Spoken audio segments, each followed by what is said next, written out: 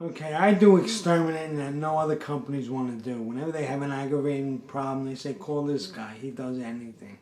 So there's a bunch of workers on a job site, and they're doing a roof, and the gutters on the roof, and they don't want to finish the roof because there's all bats living behind the gutter in the roof. So forget about it. This whole job is frozen. They have to get rid of the bats because the workers won't work. So they call this guy. They call me. I go to the house. No problem. I put the ladder on where they point, where they see the bats are. I put the ladder up on the gutter, and I'm looking. I bang with a hammer. One bat comes out. I'm thinking there's a problem. These guys start screaming and yelling in a bunch of different languages, and they're pointing. I'm in the wrong spot.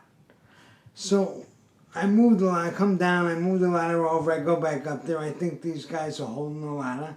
I take the hammer, I hit the spot. All of a sudden, bats start shooting out, maybe 40, 50, 60 bats coming. I'm on the ladder.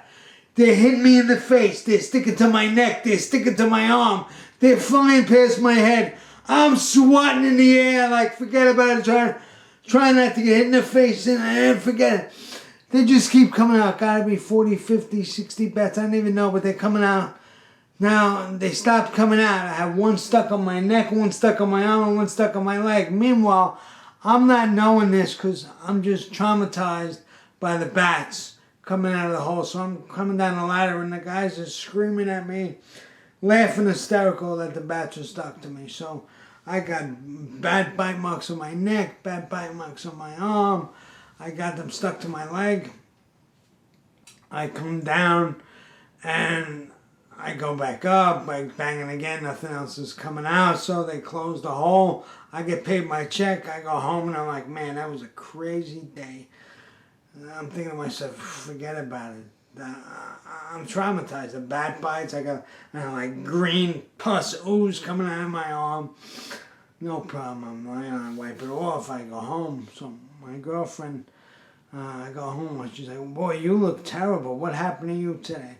I tell her the story. Meanwhile, she's pregnant when my first son with her, about 6 months pregnant. I tell her the story, and she goes, oh no, you got rabies. You're going to give the rabies to me and the baby. You're going to the emergency room. I'm like, no, it's a little scratch. She's yelling at me, screaming. She does a couple things on the computer. Oh, guy kills whole family. Has rabies. She reads this stuff like 1 in a billion, but she read it. So now I have to go to the hospital. We drive to the hospital. I go there, and they, where'd you get bit? What happened? I tell them the story. Okay, no problem.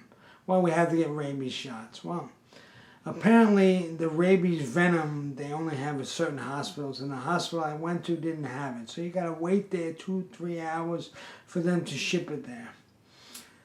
They get there, and I'm thinking it's a little needle. All of a sudden, the lady comes with this needle. It's got to be 12 inches, 10 to 12 inches in height. It had to look about 2 foot high, but it was 10 inches, and she's sticking in. Oh, the pain, because they're sticking the venom in. The tears are dripping down my face. The pain, oh my God, 15, 20 seconds to get the venom out of that big needle.